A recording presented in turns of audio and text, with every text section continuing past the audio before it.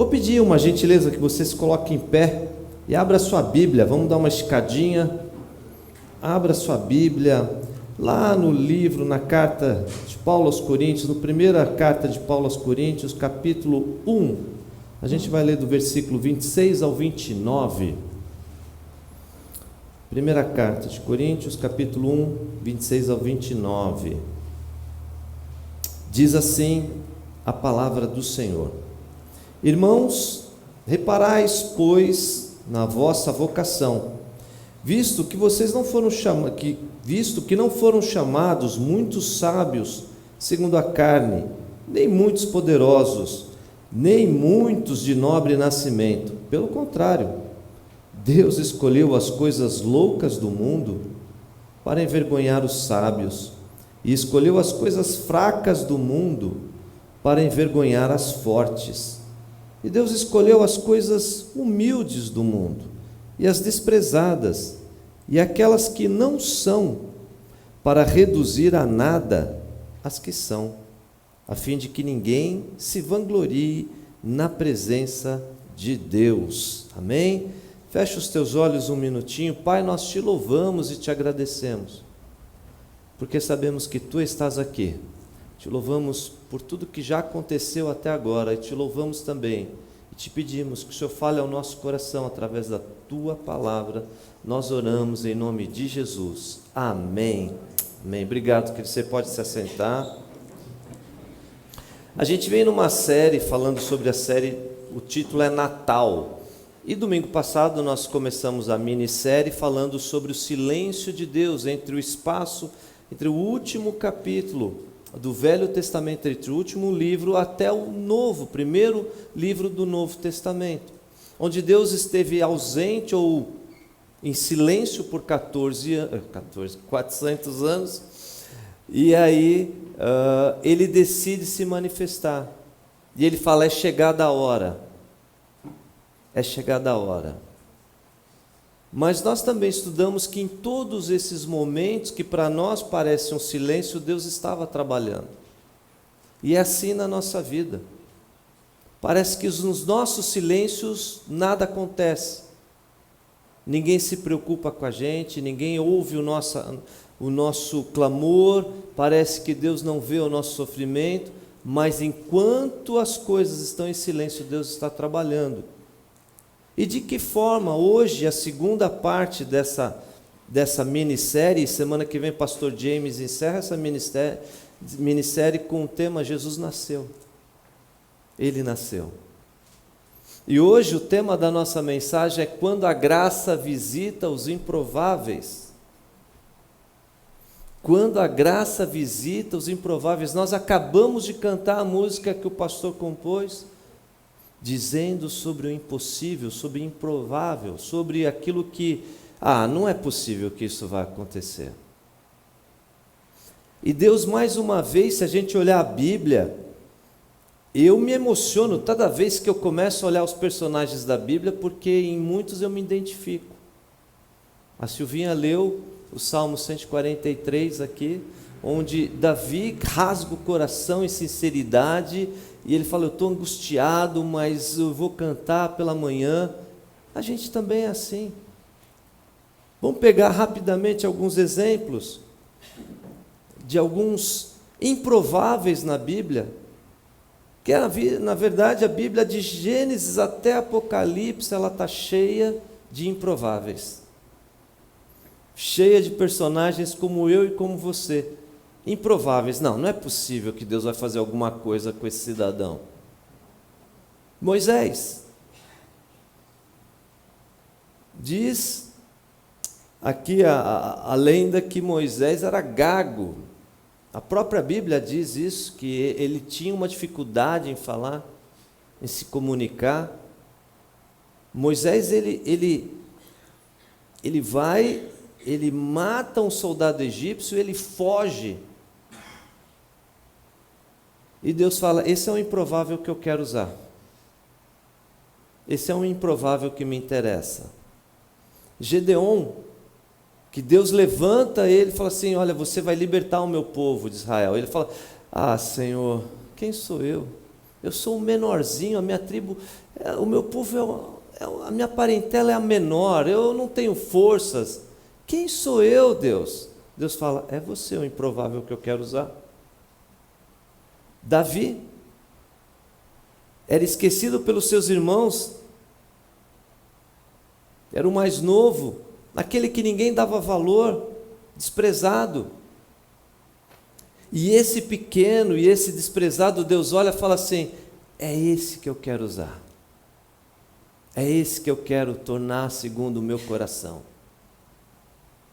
Aquela garota que a gente já estudou aqui, que era escrava da esposa de Naamã, que ela chega e fala o seguinte, com poder e fé, ela fala, se o seu marido, o meu senhor, pudesse visitar, ir até Israel, lá tem um profeta que poderia orar por ele, ele seria curado. Uma garota, Deus viu, uma improvável, Deus usou. Quer mais? Quer uma coisa mais chocante? Uma prostituta, Raabe, que ela esconde os 2 espias de Israel quando eles vão para Jericó, e ela esconde, protege esses espias. Improvável. E sabe o que acontece? Jesus faz parte da genealogia de Raabe.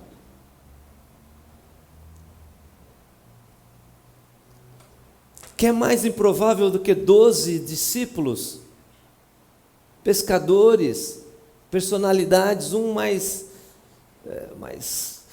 Pedro, caloroso, afoito, ansioso, o outro mais cauteloso, 12 discípulos que estavam tentando se encontrar na história, e Deus falou, esses são os improváveis que eu quero usar.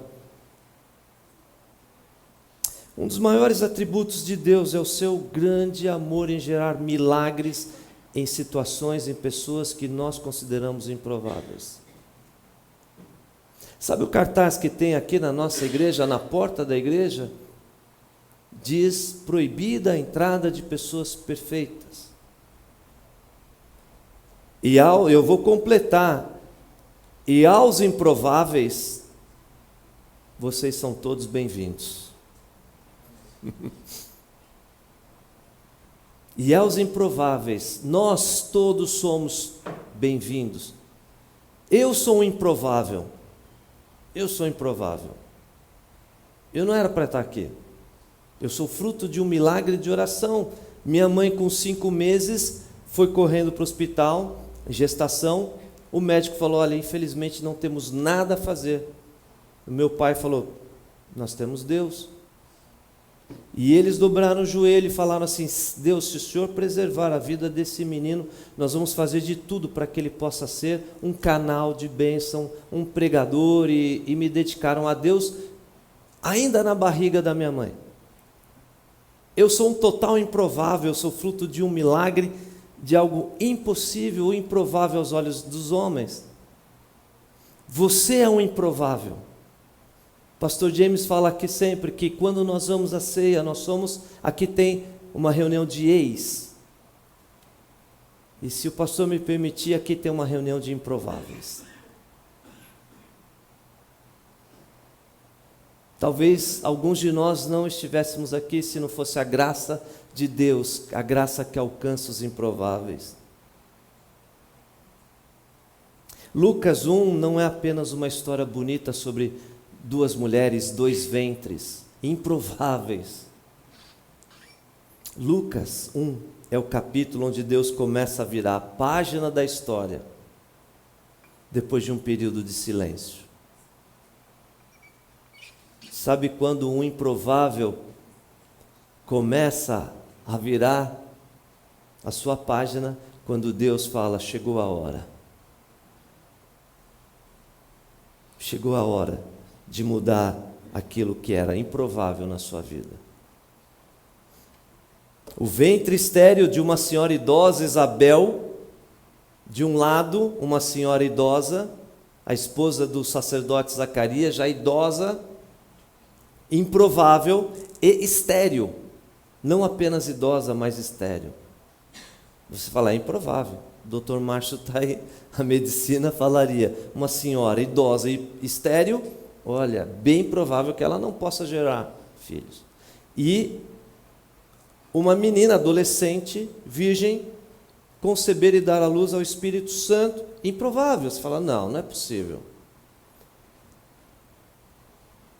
Deus volta a agir no improvável, olhando para Isabel e olhando para Maria. Mas quem era Isabel e quem era Maria? Isabel, ela fala uma coisa linda, eu vou ler para vocês. Lá no versículo Lucas 1:25, ela diz: isto é obra do Senhor, o improvável é obra do Senhor. Agora ele olhou para mim com favor, para desfazer a minha angústia, a minha humilhação perante o povo. Ele é poderoso. Ele olhou para mim com favor para desfazer a minha humilhação. O Senhor é poderoso nesta noite para olhar para as nossas coisas improváveis, olhar com favor, com graça, com amor e dizer: o que era improvável passa a ter vida. O que era improvável eu vou fazer gerar algo novo dentro de você. O que era improvável aos olhos dos homens, as humilhações, as sentenças, as frases, eu vou transformar esse algo improvável e vai gerar dentro de você vida, e que você vai ser uma bênção e vai ser um testemunho onde você estiver.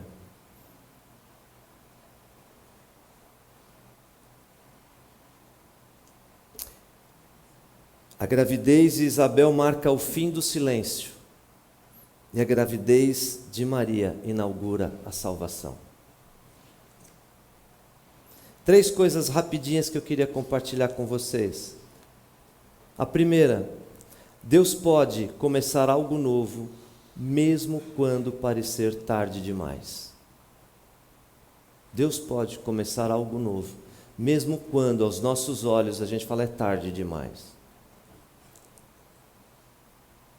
Quando o anjo fala para Zacarias que a oração dele foi ouvida, ele, na sua alegria, mas também no seu lado humano, ele fala assim: mas Senhor, não é tarde demais? Senhor, já não passou o tempo? Senhor, eu e minha esposa somos já de idade, será que isso ainda pode acontecer? Senhor, é provável que isso aconteça? É possível, Senhor? Eu venho lutando há tanto tempo nessa causa e eu acho que não é mais provável. Eu tenho um irmão mais velho, ele se desviou da igreja com 15 anos de idade. Viveu tudo que o filho pródigo viveu, literalmente, é muito semelhante. Voltou para a casa dos meus pais. E Deus começou a trabalhar, Deus começou a trabalhar, Deus começou a trabalhar. Meses atrás ele me ligou e falou assim: eu tenho certeza que o lugar onde eu quero estar é aos pés de Jesus. 50 anos. E ele falou assim: você pode me batizar? Sabe quantos anos eu fiquei orando por esse cidadão? Muitos anos. Senhor, é possível que ele volte para os teus caminhos? 50 anos, é provável, é possível? E Deus alcança com a sua graça e fala: é possível. É possível. Então a nossa reunião hoje, nós somos improváveis, mas existe alguém aqui neste lugar chamado Espírito Santo que torna o improvável impossível e gera esse impossível em vida, em bênção, em vitória. Gera o nosso improvável em milagre. Nunca é tarde demais. Ai, Senhor, é tarde, já passou tanto tempo. Não é tarde. O Senhor não está em silêncio, as coisas estão acontecendo. Deus está trabalhando. Segundo, a graça escolhe os improváveis. Escolhe gente simples. E a fé responde ao impossível. Você não precisa abrir sua Bíblia, eu vou ler para você Lucas 1, 26 até o 38. No 6º mês, Deus enviou o anjo Gabriel a Nazaré, cidade da Galileia, a uma virgem prometida em casamento a certo homem chamado José, descendente de Davi. O nome da virgem era Maria. O anjo, aproximando-se dela, disse: Alegre-se, agraciada, o Senhor está com você. Maria ficou perturbada com essas palavras, pensando no que poderia significar essa saudação. Mas o anjo lhe disse: Maria, não tenha medo. Você foi agraciada por Deus. Você ficará grávida e dará à luz a um filho, e lhe porá o nome de Jesus. Ele será grande e será chamado Filho do Altíssimo. O Senhor Deus lhe dará o trono do seu pai Davi, e ele reinará para sempre sobre o povo de Jacó. Seu reino jamais terá fim. Perguntou Maria ao anjo: Como acontecerá isso se sou virgem? O anjo respondeu: O Espírito Santo virá sobre você, e o poder do Altíssimo a cobrirá com a sua sombra. Assim, aquele que há de nascer será chamado Santo Filho de Deus. Também Isabel, a sua parente, terá um filho na velhice. Aquela que diziam ser estéril já está em seu 6º mês de gestação. Pois, cantamos agora com o pastor James, nada é impossível para Deus. Então Maria respondeu: Sou serva do Senhor, que aconteça comigo conforme a tua palavra. Você pode dizer nessa noite: Senhor, existe um silêncio, existe algo improvável, mas eu sou o teu servo, que aconteça em mim conforme a tua palavra. Que não aconteça em mim conforme a palavra talvez de um diagnóstico. Eles são precisos, eles existem, graças a Deus por eles. Mas Senhor, existe um diagnóstico, mas que aconteça em mim, que o Senhor me dê forças, que o Senhor me dê, segure na minha mão, para que eu possa passar por esse momento. E que, Senhor, pela tua graça, que algum milagre aconteça, que o impossível aconteça. Sabe qual é o nosso problema? A gente não vive na dimensão do impossível. A gente não sabe o que é viver na dimensão do impossível. A nossa dificuldade é saber que eu tenho o controle das coisas. Eu posso ter o controle, mas eu vou ser sincero, existem momentos na nossa vida que a gente perde totalmente o controle. E que bom que a gente perde o controle, porque a gente leu aqui no começo que Deus usa os fracos para confundir os fortes. Porque o controle não está com a gente, o controle está com Deus, que pode gerar vida no improvável, que pode gerar vida no impossível. Maria é escolhida pela graça. Quem era Maria? Era uma anônima. Quem é o Binho? É um anônimo. Mas ele escolheu, ele achou, esse é um improvável, mas que eu vou alcançar. Essa é uma improvável, mas eu quero alcançar. Sabe que a graça tem olhos treinados para encontrar corações sensíveis? Que a gente ore nessa noite dizendo: Senhor, que a tua graça possa encontrar o meu coração ferido, machucado muitas vezes, inseguro, com medo, mas que ele possa encontrar um coração sensível. Em meio à dor, em meio à doença, em meio à falência, em meio a tantos problemas que a gente vive, tantas inseguranças, em meio a problemas relacionais, em meio a tantas crises. Mas uma coisa é certa, a Bíblia fala que um coração contrito Deus não despreza. O Natal só acontece quando Ele encontra corações sensíveis. A resposta da Maria é uma obra-prima de fé. Ela fala assim: Senhor, eu não estou entendendo nada, mas faça-se em mim conforme a tua palavra. Senhor, eu não estou vendo nada. Senhor, eu não estou compreendendo nada. mas faça-se em mim conforme a tua palavra. E sabe o que causou essa frase de Maria? A maior mudança da humanidade. Um coração disponível muda a história. Um coração sensível muda a história. A salvação começa com um sim de uma garota humilde e sincera. Cumpra-se em mim. Hoje a gente estava estudando com a Silvinha.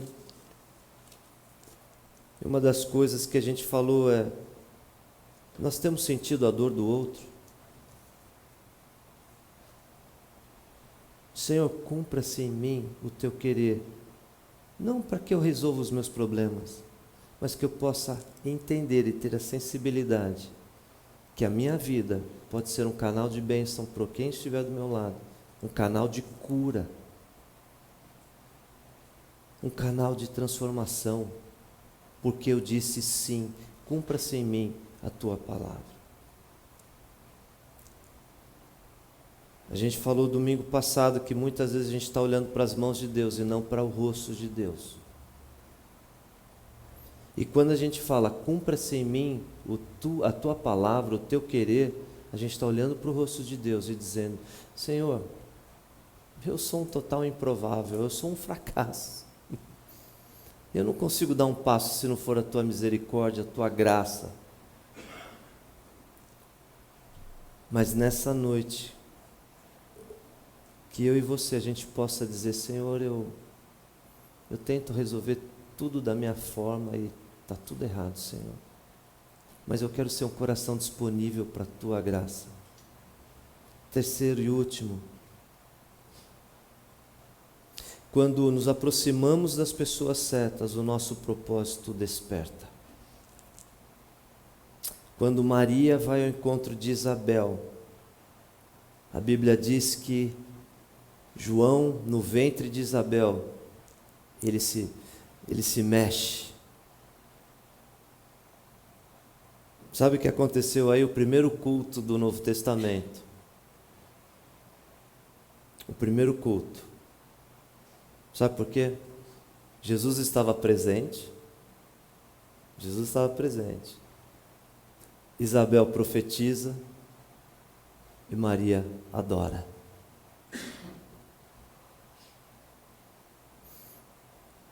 A gente precisa de relacionamentos espirituais que nos fazem crescer, gente. A gente falou de corpo hoje na nossa aula do IDV.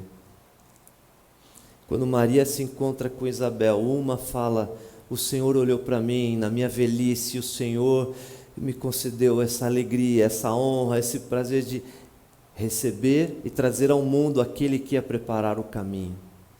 E a outra vem e fala: o Senhor me concedeu a honra e a graça, através do meu ventre, de eu dar à luz aquele que é o caminho.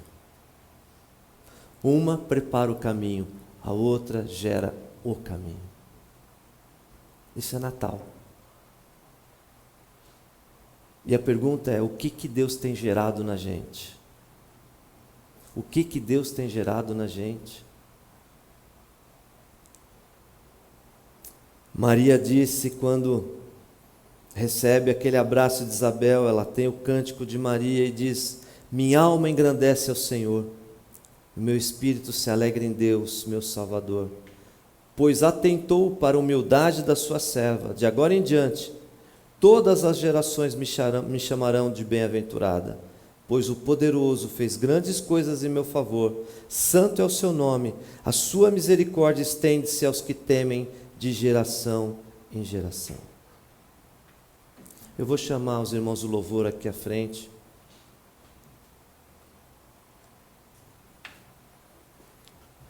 A gestação a gravidez de Isabel, ela rompe o silêncio.